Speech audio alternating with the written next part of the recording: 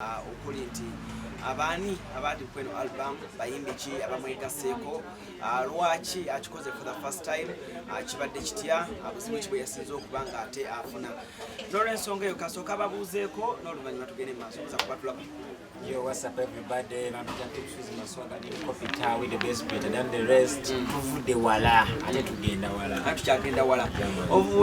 Oyogera ekigambo tuvudde wala ate tulyagenda wala. Twaligambye nti buli omu waba kubaako munne amukwata ku mukono n'amuleeta. Twalabanga Eddie Kenzo yakukwata ku mukono okuleeta. Olunaku lwaliro okoze album taliiko ku nnyimba 16 siwuliddeeko oluyimba lw'ogamba nti featuringako Eddie Kenzo. Simulabawo wano. Ng'omuntu bwe yandigambye nti taata wange mu kisaawe kino eky'okuyimba kamuyite ku mukolo nga guno omukulu. Nsonga ki gy'oyinza okuwa? Nsonga y'oyinza okuwa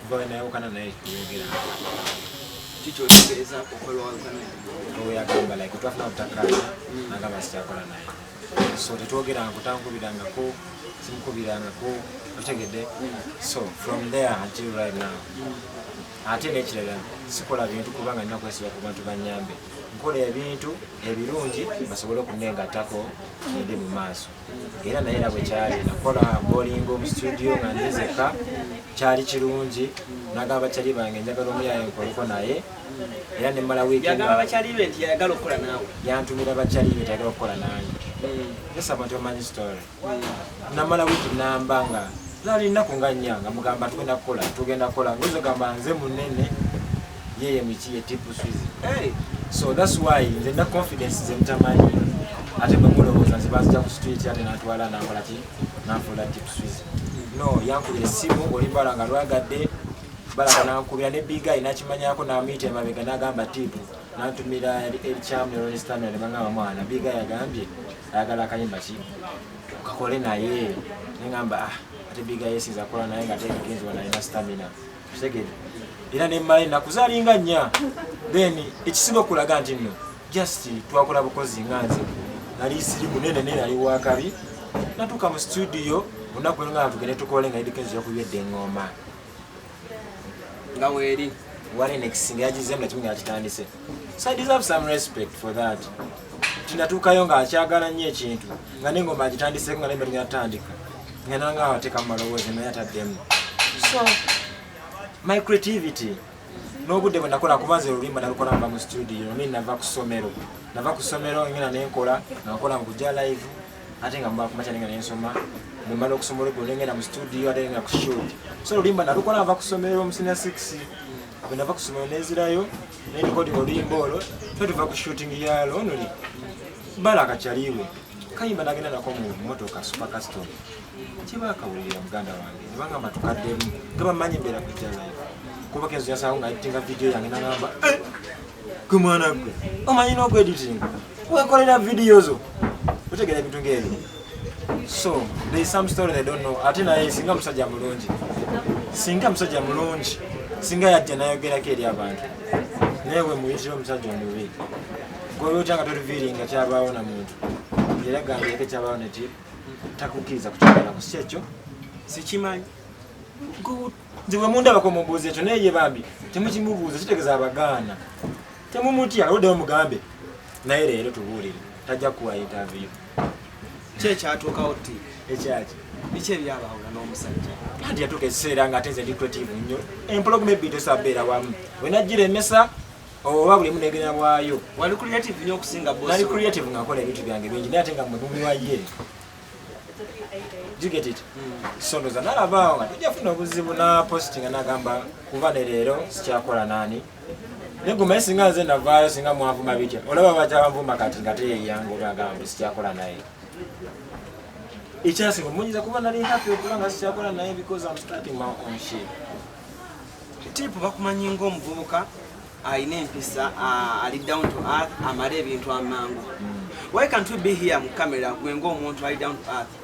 No, abantu like sindika obubaka eno kamera eddoboozi erikasuka wala n'abantu bajja kwa musindikira obubaka omugambe blood nze Tipu tubimale byonna ebyaliwo tuddiŋŋane kintu kyangu nnyo yo tuli ku kamera waneno live buli muntu andaba Tips Maswaga Helicopter with the best better than the rest Eddie Kenzo bwolifuuka owaddala tulikolagana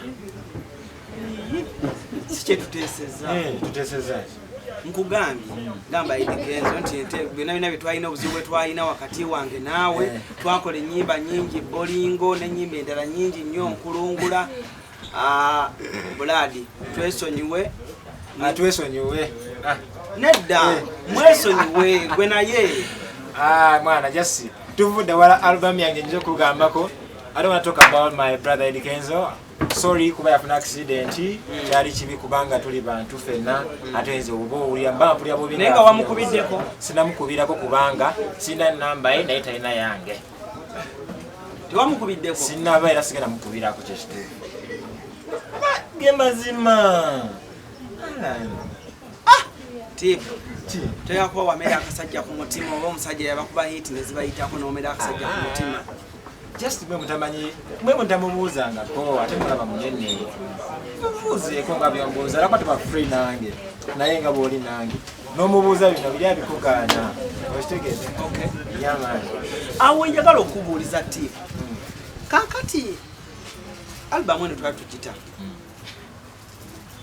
gwenga kuba nze naye tuli bamukwano kumanyi you're very easy, you're an easy guy. Did you take an initiative ogamba nti kale biri kambijjewo bife jasigala mabbali naye for the first time ng'oreleasinga album yo for the first time nyimba 16 tuvudde wala mulimu abasajja be mwali nabo mu big talent mwenna muvudde wala bonna bali wano Gravity wali Josted wuyo wali okitegeera naye ate ye Josted babonga naye ate gwe omutima gwakaluba lwaki tewakubidde musajja bajja gwenomubira ntonoga Blood tulina obutakkaanya naye ku album beerawo kubanga tuvudde wala njagala nga yewe yawandika nagamba tipu sikyakola naye mugobe yalina okunkubirera oba wandika message endala bukati okitegedde satisize gwe bagobye kujja ate mpandika message ate oba mujega wangi taata oba mujega oli akugobye ate gojo mugaba nange bwagati tukyakola ffenna ino ensi enyuma nnyo bw'owuga onyumirwa bw'ogendako ejjubba onyumirwa bw'ogendako mu nsozi so abantu kasita toba hatinga naye just me my problem gwondabanga hatinga omusajja tuvudde wala balina okuba nga muyitawo naye samuhatinga naye I move in real life, you get it? Real life, you see real things. bwali nnyumizaako emabega eyo nga mukola akayimba ako nzijukira okumentioninga ku linnya lya Josted kakati Josted Kenzo mwenna mwali big talent, no? Right? Okkiriza nti Kenzo yakuteekayo oba ogamba gwe wamuteekayo oba ogamba gwe walina ekyatambula ebiseera audience egamba omusajja akkiriza oli yamusaya mwe respect mbugwe owe respect yali mukamaawo zingaze kyengamba nga bwe ngamba mbu nature tomanyi mukazi gwe olina kuwasa saagala muntu yena yepanke nti namanya ekituufu bwe kirina okuba tuba tiipu ono yayamba munne teri ayamba munne abakuyambye wano okuva embabega abamu tobeebazanga nako nga bamu bakozesa ate ebikuyimirizaawo so saagala mukwate credit muziwe muntu okitegedde yanyamba namuyamba nature yatugatta environment gye twalimu yatuleetera okuba nga communication netuyambako ebintu ebyo byatuyambako so sijja gamba mbuno okwate nature sebo ogijja ogibijjemu obikwase Kenzo nti yanyamba Katonda yategeka entegegaze n'agamba zigenda bbira bwe kiti Alani ne wali mala emyaka 10 nga 16 osukubanga toyagala oba oyagala nenga ye Mukama yategeka n'agamba Alani ajja kubeera wano ku ntebe eno ng'atudde wano ne program tewagirina ng'olina emyaka 15 oba 20 wagirina naye tuli wano George ali wali eri okitegedde kigeza tegeka za Katonda ebimu tubirekere Katonda tetuwa credit omusajja mbu ate yakola kiyanteekayo nature connection ye yatuleetera environment nafunamu singa nali musajja mubi alabadde ate mpala nasimwala naye the truth is like I appreciate but I don't work with someone I know that I won't be happy, you get it, that's all, but I don't hate, you get it, I just want to work happy with happy people because osofuna sente ngera oli musanyufu nga tonyize nga tokubye banne birungi kibyoyinza okugamba nti as Tips Choice as a brand abambi nebaza omusajja ono namufunako ebirungi bino n'ebirungi bino ebirungi byokka twogere ku birungi ebirungi bane tumwogedde nnyo ku alubamu yange tewekyako anti kati kuba tabaddeeko tuvudde wala gye tutandikira eyo ebadde okuziza ki birungi ki byomufunyeeko edikenzo byoyinza okugamba nti sajja oyo ebirungi byemufunyeeko naye ne mu media njagala oleeteyo omu agamba nti timu edikenzo yamuintroducinga kabaani ku bowling awo nakubira gwe ngambaayo yali akoleyo paka kati nga nagamba omuno mulaba tabani wange njagala kumuyambeko oba oyo mulaba Alan Cruz yakuba ennyimba yakola bwati oba yakindaga oba yandagayo omuntu yenna bwati ndi musajja mubi twakubanga bukubi sho atakulaga kati mumwagala nsimbe nebyesiinamu mu bwongo ne mu mutima ne mu memore kale banno be wali nabo mu big talent okwali Josted okwali Gravity omutuju kwali bamwene bo balinako ennyimba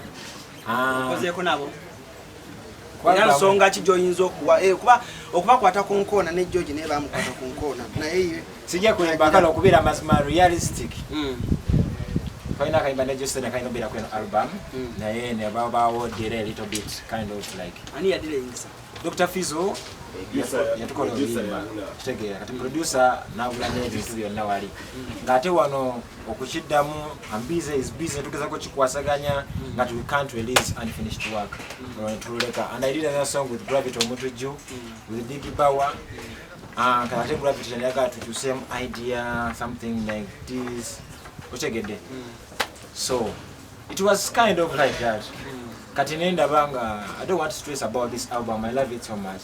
Njagala ngole kyenasobola. Ngole kyenda banga sijja kwasolinga nyo Josted about tujire about my album. Nja kuba mpulira wo. Nesa wo ngamba kankole ne yangala star wa Mweru Capital ne Brazy ne international collab ya Bond. Just to make it easy for me. You get it? To promote the music and to make all the videos. You get it? Tuvudde wala erinnya lya album. Yes. Baani abo bavubuka banna bali mu industry sawa zino amanya gosobola okwogerako ng'ogamba nti how your blood from day one nga ne hit tenavuga nali naye ali oyo yakuba ne bowling era akoze bulungi okujja muyite kijja kuba kibi nnyo okugombera Josted nga tali mu kamera bajja gamba wamwebaziza ng'oli wabweru wa kamera ono ate mwana ate Josted mwana okola mulinnya abantu goyina obbagamba ebintu mbona okimanyi amuwe microphone George ensonga aziguse bulungi nnyo George ensonga agenda ziddamu bulungi nnyo bayakubiriza abavubuka. If me talking to Eddie Kenzo makes me happy and maybe I earn from that, but literally I don't think it was a problem. Yeah, omuntu omulungi gy'oli si mulungi gyendi, wange omulungi gy'oli si mulungi gy'ali. Done. Starting with okutandika olugendo lwo nga muli wamu ne Tips Choice essaawa zino nga Tips Choice ate album ye ya nnyimba 16 kikuwa kifaananyi ki mwenga abatandika ababiri? No, kimpa ekifaananyi nti Tip aba akuze musically first of all. Second, okubeera nti asobola okuteekamu amaanyi to compile 16 songs together kitegeeza ataddemu amaanyi. N'ekirala nti ataddemu ssente. Kifaananyi kyekimpa kitegeera. N'ekirala nti is serious about his journey gy'avudde ne watuuse. The title of the album Tuvudde Wala, it is kyonga kyo, it is a merit. Omuntu okubeera nti omanyi gy'ova kitegeeza omanyi gy'olaga. Yeah, that is the picture I have from Tuvudde Wala yenye album. You guys have been together okuva mu buvubuka bwammwe nga mukyali bavubuka batototo. What are some of those memories? Ogenda kumpe yiyo ne Josted ampe yiye. Kachako ka memory koyina kogamba nti Tip koyinza ogamba Tip mwana bwenzijukira olunaku bweru lwacha bweru ti blood nseko oba lusi n'amazzi aganzira. We are starting with Josted. Tip Choice ye muntu yasooka okungulira chicken tonight. Yes. Right, that is the other question. Nadia Kuku, I was ngula ku street, bichibu chips, tip we yakuba bolingo, tip yangu ya chicken tonight. Okay. Wamugamba kigambo kyawo nga yakamuleta. Na mugambo wa itoma icho.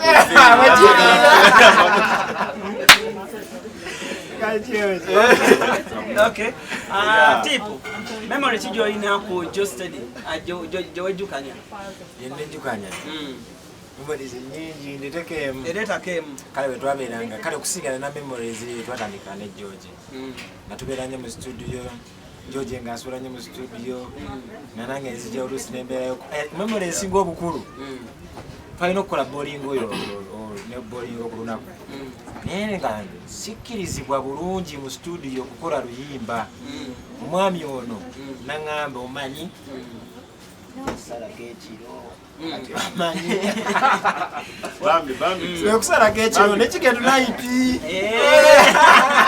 Namutega. omuzibu yajiku ezo mwana George yajiku batayira banga dene mu majiku bawo mudakika ngali akatuka ku byuma najikuba nenji musaba nangamba ojagadde tiye najipa tateka mukakola in fact njambake ebintu bingi nyo mu luyimbo era mu original William backup ze bichi natuyindanga aba South Africa so memory nzijukira Zeyo. Just study. Mukuwuliriza nebbanga lyomaze ne tape oyinza okuba gwe wasooka omukwatira ku mapeesa ng'atandika okuyimba. Uniqueness ki eri mu nnyimba mu ddoboozi lya Tip Swizzle oba ne mu nnyimba ye eyawukana ku bayimbi abalala? Tip Swizzle first of all, si muntu nnyo wa storytelling. Wabula Tip Swizzle ekimuli mu maaso ekimwetoolodde n'ekyeyalabyeko asobola okiyimbako essaawa. Ekimuliko Tip kyenali edda kyenali nsinganga okumunenyako nga Tip asobola okuyimba kamera badde tukwata ate George yali asabye Masaka ate onagudde mazzi naye nga byonna biri mu layini emu vasi emu. So I think that also makes him unique, simply because music is art. So whichever art you bring on the table, I think it creates that uniqueness as a person. Yeah, so ekyo kimufuula unique kubanga gyokomo okuba simple gyokomo okubeera ate ennaku zino the simpler you get, the better the art. Yeah. Wali kubanga kati mumaze ebbanga nga muli mwenna kuze mwenna wali owaddeyo obudde n'okulako ewaba Josted Muzeeyi Kigozi akumanyi bulungi taata. Muzeeyi Kigozi amumanyi naye nga mukyalo yo sigendanga naye Muzeeyi Kigozi akumanyi bulungi. Nzirabye emirundi mingi. Okay. Wow. Lwaki oyagala muzeeyi wange? Naye lwaki oyingirira nya family? Tuvudde wala bigatta ebintu bingi. Roots n'abantu okumanya omukwano gw'abano ba boy. Kubanga Josted eriyo omuntu ayinza okwebuuza lwaki Josted yatudde awo. Okitegeera. Naye omuntu alina okumanya nti tuvudde wala because ebayo abantu ono twasulanga naye mu nju ne tugula akawunga n'emmere awo ne tusevinga. Singo tugula akawunga agula akawunga manze ngula akawunga n'agula omuceere tugula naye tumanya tugenda kufa njala olwekituka okukyaza kulema ali firi segedde owe munne ekitiibwa n'akwasaganya ekintu Jaje atutiremu bwe mwatukanga okukyaza ng'omwakola ki? Omwafulumba naye yali kafulu nnyo wangi ono akyala bamwagala nnyo naye kati waliwo wakyuka gamba wali nga twakatandika waliwo akayimba kenalaba nga mulimu lastly nga tumaliza akayimba kenalaba mwalimu Tip mwalimu George mwalimu Arafa mwalimu Governor mwalimu ne Prima naye nzijjawo taata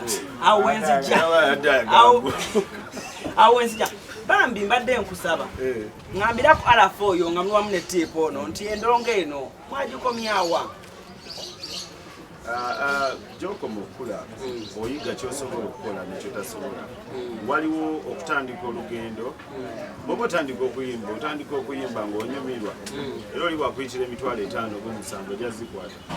Naye gye bikoma okugenda mu maaso gy'okoma okufuna responsibilities, omanya nti nno mulimu ate kati bwe gulina okuntaaza tekatiza solerenti. So ebiseera ebisinga atiwa obubola abo abantu tebamulya ekyo ng'okyesobola. So ng'okyuzinga ekyo ky'osobola okugenda nakyo ng'omuntu. So we chose this, not choosing this. Not choosing his way out. Governor Talina Wadi Dubai. Go to we are choosing George nga twogera ku kintu ky'okukula. Olina statement gye watadde ku social media. Ng'okubiriza abavubuka okukola n'obagamba mukole nnyo mwewala okufuuka ba house boys ewaka. Statement eyo tetwagitegedde bulungi George. Era okakkana nga bagamba nti George alina otunnyonnyola. Statement eyo wabadde otegeeza ati ayakankiddemu lindako tiipu George ogenda kuddamu ogwokubiri. George from erigwe George yapositinze statement gye wabadde otegeeza nti abavubuka mukole nnyo mwewale okufuuka ba house boy eri bakazi bammwe. Kantu ako ne tugamba bannange. Okay, we are living in a generation where oba tokoze tojja kulya okitegeera. Naye ate ebiseera ebisinga bw'ofuna omuntu akuwa akantu akati manya engeri gy'olina okwebereramu nga gwe ngaggaayo. Omulimu gwaffe nga bamameeni okukola ssente twebezeewo tubezeewo n'abakyala baffe kyekyo.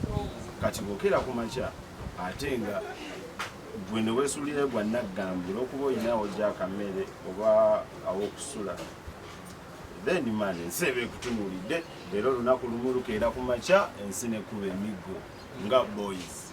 Kati ebiseera ebisinga abantu tebaagala bagamba amazima, naye amazima gali nti ne bobeera ne kyaliwo ng'ali bweru ng'akuweerezanga ssente nga z'obeerako kekakutanda n'oteebereramu kwesevingira kasenteko kwekolerayo kintu kyo nga gwe ng'omuntu olunaku lugenda kukeera ng'oli takyasobola kuwa ssente ng'ogenda kubonaabona wekka. So sometimes example gye tujja okuwa bamameeni nti weewale okubeera house kubanga ye example esinga obubi omuvubuka yino wa generation eno jajja okuwulira agambe ekyo nze sisobola. Omuntu ajja kujja ngambe simanga wavumya abantu lwakulu naye abantu tebaagala mazima. So when you tell them the truth, era abantu abaana abavubuka bagambye eyo message wabadde ogitwalira Mr. Henry bigambo byogedde abaana babyogedde badde nsaba tusaye keeke wano banaye muleete keeki tetonona pate banaye muleete keeki tusemera wali bagenda kuleeta keeki.